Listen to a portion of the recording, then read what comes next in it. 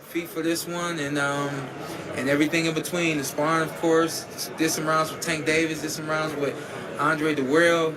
And those are the two biggest names that y'all would know.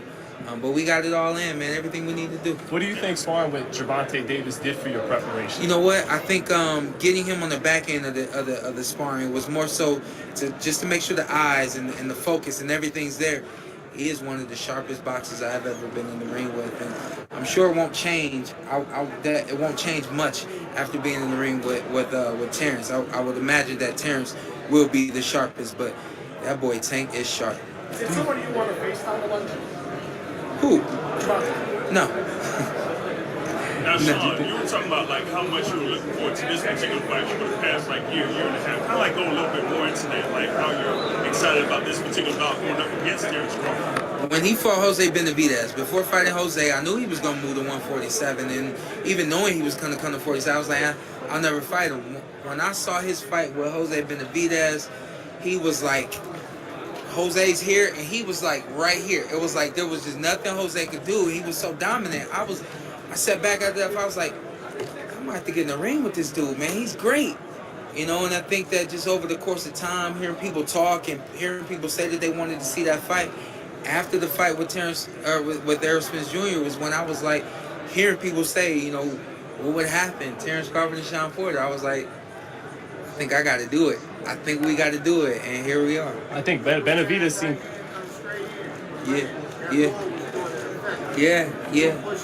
There's a lot of film to look at, but none of those guys are me. You know what I mean? I understood exactly what they're saying. You know, we turned it up for Shawn Porter.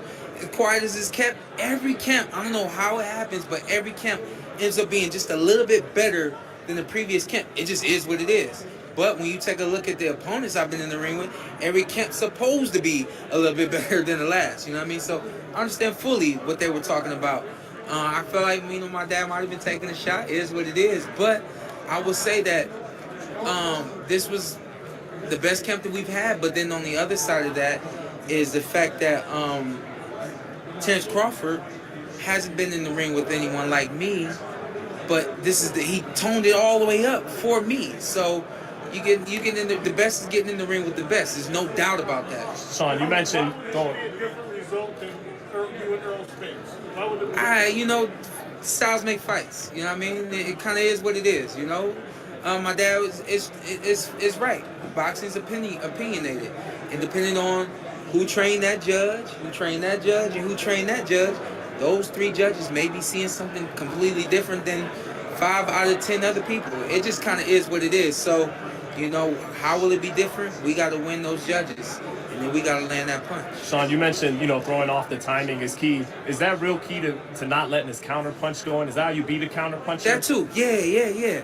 I think, you know what, as a kid, you kind of learn things, and as you grow in time and you learn more, it's like some things that you learned as a kid, not that they don't matter anymore, but you find out other ways to defeat things. So I'll give you a prime example. As a kid, my dad said how you beat a counterpuncher is with combinations.